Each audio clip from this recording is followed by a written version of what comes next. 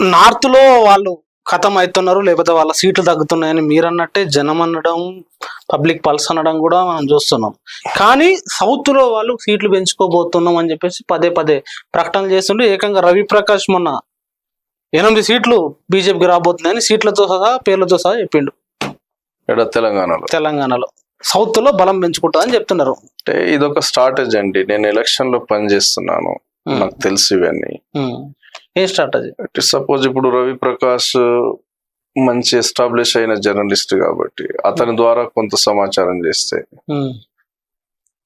గొర్రెల మంద అన్నట్టు గెలుస్తున్నాడు అని ఒక ప్రొపగండా తయారు చేస్తే, న్యూట్రల్ గా తటస్థంగా ఉన్న ఓటు బ్యాంక్ గెలుస్తున్నాడికి ఇద్దాం కదా అని అటువైపు రావాలని రవిప్రకాష్ లాంటి వాళ్ళని ఎంగేజ్ చేస్తారు. ఇది బీజేపీ ఎంగేజ్ చేస్తున్నారు, రవిప్రకాష్ ఖచ్చితంగా చేస్తుంది ఇది.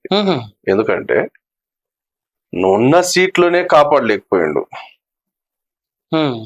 రైట్? కట్టుకున్నదే ఉండలేకపోయింది, ఇక ఉంచుకున్నది ఏడికెళ్ళి ఉంటది? ఆల్రెడీ మీకు దక్షిణాది రాష్ట్రాల్లో మీకు ఎక్కడుంది? మీరు దక్షిణాది రాష్ట్రాల నుండి పన్నులు వసూలు చేసుకొని ఉత్తరాది రాష్ట్రాలకు పెడతారు. ఇది దక్షిణ రాష్ట్రాలకు తెలుసు. అంటే ఏం పన్నులు వసూలు చేశారు? జిఎస్టి పేరిట వసూలు చేసే పన్నులన్నీ కూడా దాదాపు దక్షిణ రాష్ట్రాల నుండి 60% కేంద్ర ప్రభుత్వం ఎత్తుకెళ్లి ఉత్తరాది రాష్ట్రాల్లో ఎస్పెషల్లీ అందులో 20% పన్నులు యూపీ మీద ఖర్చు చేసింది. ఇది తమిళనాడు ప్రజలకు తెలియదా? ఆంధ్రప్రదేశ్ ప్రజలకు తెలియదా? కర్ణాటక ప్రజలకు తెలియదా? కేరళ ప్రజలకు తెలియదా? తెలంగాణ ప్రజలకు. ఇక తెలంగాణలో ఏంటంటే పిచ్చోడి చేతులు రాయి ఇచ్చినట్టు ఆ బండి సంజయ్ చేతులు రాయి ఇచ్చిండ్రు. వాడో పిచ్చోడు ఏదో గాయగా ఉర్రిండు. అయితే అక్కడ బండి సంజయ్ సక్సెస్ కాలేదు. తెలంగాణలో వెలుమలు పరిపాలన ఉన్నారు, పరిపాలన అందుకోవాలని రెడ్లు ప్రయత్నాలు చేస్తున్నారు. మేము కూడా భాగం కావాలని కాపులు ఎదురు చూస్తున్నారు. మున్నూరు కాపులు ఎదురు చూస్తున్న క్రమంలో బీజేపీ అదే అదును చూసింది. బీజేపీ డెవలప్ కావాలంటే ఆల్రెడీ రెడ్లు కాంగ్రెస్ తో ఉన్నారు కాబట్టి రెడ్లు మనతో ఆర్గనైజ్ గారు. వెల్మల ఆల్రెడీ సొంత పార్టీ ఉంది కాబట్టి వాళ్ళు గారు. నెక్స్ట్ ప్రయత్నాలు చేస్తున్న వాళ్ళలో ఎంతో కొంత డబ్బులు ఉండి గ్రామంలో కాస్త హోల్డ్ ఉన్నటువంటి వాళ్ళు, భూములు కలిగి ఉన్నటువంటి వాళ్ళు మున్నూరు కాపులు కాబట్టి మున్నూరు కాపు అనే బ్యాక్గ్రౌండ్ తోటి బండి సంజయ్ చేతిలో 10 పగ్గాలు ఇచ్చిండ్రు. వాడో పిచ్చోడు. పదే అంటున్నారు పిచ్చోడు అని. పిచ్చోడు అసలు పిచ్చోళ్ళు కూడా అవమానించినట్టు వాడు మాట్లాడే ఉపన్యాసాలు అవన్నీ ఒకసారి గమనించినట్లయితే జాలనిపిస్తుంది దాని మీద. ఆ విధంగా తన కమ్యూనిటీ యొక్క రిప్రజెంటేషన్ ఉండాలి అని మున్నూరు కాపులు బీజేపీని మోసిండ్రు. దాని కొరకు కనబడ్డది. మళ్ళీ బండి సంజయ్ తీయంగానే ఇమీడియట్ గా ఎక్కడికక్కడ కూల్ అయిపోయింది. ఇప్పుడు రవిప్రకాష్ 8 వస్తున్నాయి అంటున్నాడు. ఏడికెళ్ళి వస్తాయి? ఏ లాజిక్ ప్రకారం వస్తాయి? ఏం చేసి వస్తాయి? సరే, దక్షిణాది రాష్ట్రాల పన్నులను ఎత్తుకెళ్తుండ్రా? అది ఎత్తుకెళ్తుండ్రు. ఇప్పుడు తెలంగాణ ప్రజలు ఆలోచించాలా? తెలంగాణకి ఏమి ఇవ్వలేదా బీజేపీ? విభజన హామీలు ఇదివరకు అమలు చేయలేదు. 10 సంవత్సరాల్లో 10 సంవత్సరాల నుండి ఒక్క హామీని కూడా అమలు 2014లో మేము కాంగ్రెస్ ఇచ్చిన దానికంటే ఎక్కువ ఇస్తామని మోడీ మాట్లాడు. అస్సలు లేదు, ఒక్క హామీని కూడా అమలు చేయలేదు. రెండవది, ఐటీఆర్ ప్రాజెక్ట్ ఇవ్వలేదు. మూడవది, దేశమంతా మెడికల్ కాలేజ్ ఇచ్చిన కానీ తెలంగాణకు ఒక మెడికల్ కాలేజ్ ఇవ్వలేదు. తెలంగాణకు ఒక మెడికల్ కాలేజ్ ఇవ్వలేదు. మరి ఈడ ఎంపీలు లేరా? ఎంతమంది ఉన్నారు?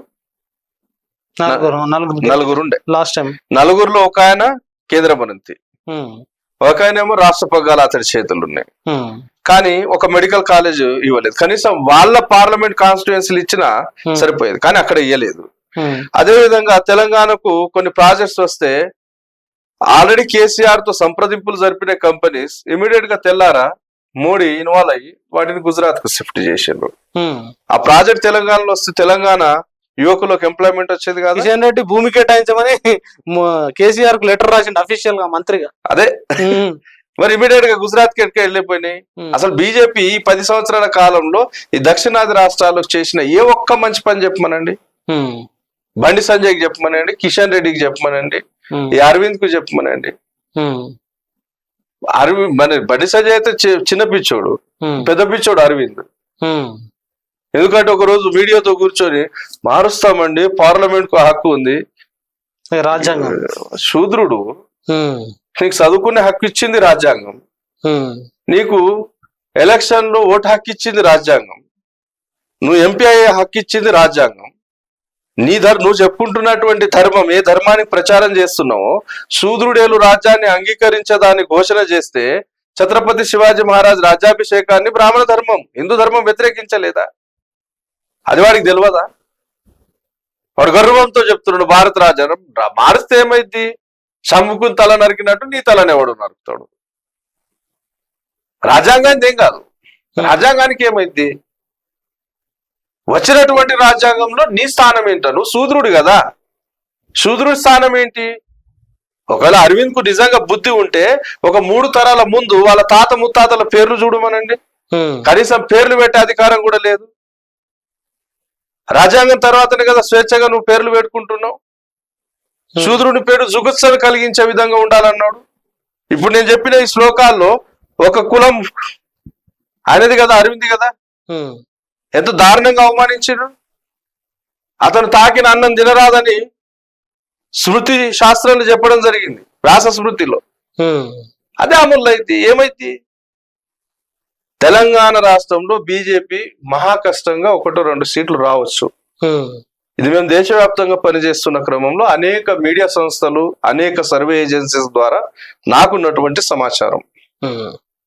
మరి 2014లో ఎన్నికల ఓటింగ్ కోతప్పుడు ప్రజలందరూ ఓటింగ్ కోయే ముందు సిలిండర్ కు దండం పెట్టిపోయి ఓటింగ్ ఏమని చెప్పిండు మోడీ.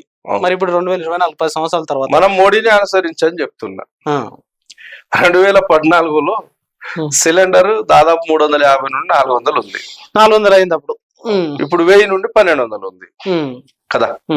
ఇప్పుడు మోడీనే మనము బీజేపీ భక్తులు గాని బీజేపీ ఓటర్లు గాని పోదాం.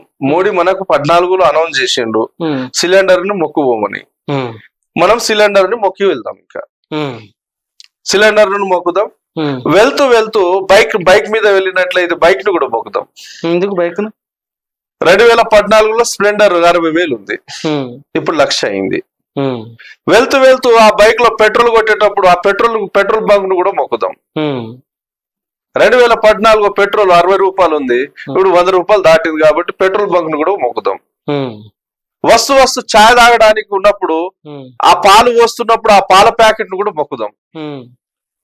2014 పాలు సుమారుగా 30 రూపాయలు లీటర్ ఉంటే ఈ రోజు ఆ పాలు 70 రూపాయలు లీటర్ అయింది. పాలను కూడా మొక్కుదాం. ఆ పాలను కలిపేటటువంటి చక్కెరను కూడా మొక్కుదాం, చాయ్ పత్తిని కూడా మొక్కుదాం. వచ్చేటప్పుడు ఇంట్లో ఏమైనా కూరగాయలు తీసుకొస్తే కూరగాయలను కూడా మొక్కుదాం. పప్పు ధాన్యాలు కూడా మొక్కుదాం. ఆయిల్ తీసుకొస్తే ఆయిల్ ని కూడా మొక్కుదాం. 2014 ఆయిల్ 1 లీటర్ ప్యాకెట్ ఎంత ఉంది? 60-70 రూపాయలు. 60 రూపాయల లోపే ఉంది, 70 కూడా లేదు. ఈ రోజు 100 దాటి ఉంది. ఆ ఆయిల్ ను కూడా మొక్కుదాం. కర్రీ చేస్తున్నప్పుడల్లా వాళ్ళ అమ్మకు అమ్మ కూరలు ఆయిల్ వేసేటప్పుడు ఆయిల్ మొక్కు అని చెప్దాం. అన్నింటినీ మొక్కాలి. ఇప్పుడు ఒక్క సిలిండర్నే కాదు, అన్నిటిని మొక్కాల. రోగగ్రస్తులు టాబ్లెట్లు కొనేటప్పుడు మెడికల్ ని మొక్కాల. ఎందుకంటే ఒక్కొక్క టాబ్లెట్ సుమారు 800 రేట్లు పెరిగింది 10 సంవత్సరాల కాలంలో. ఆ 10 సంవత్సరాల కాలంలో ఒక రేటు 2 రేటు కాదు, 800 రేట్లు పెరిగినాయి మెడిసిన్స్. నిత్యావసర ధరలు విపరీతంగా పెరిగిపోయినాయి. వాటన్నిటిని మొక్కుదాం. ఇప్పుడు దక్షిణాది రాష్ట్ర ప్రజలు మనం మోడీని అనుసరిద్దాం, రాహుల్ గాంధీని అనుసరించే అవసరం లేదు. సిలిండర్లను మొక్కిపోమని మోడీ చెప్పిండు కాబట్టి మేము మోడీనే అనుసరిస్తాం. సిలిండర్లతో పాటు నేను చెప్పిన వీటన్నిటిని మొక్కి మరి ఓటుకెళ్ళండి అని చెప్తున్నా.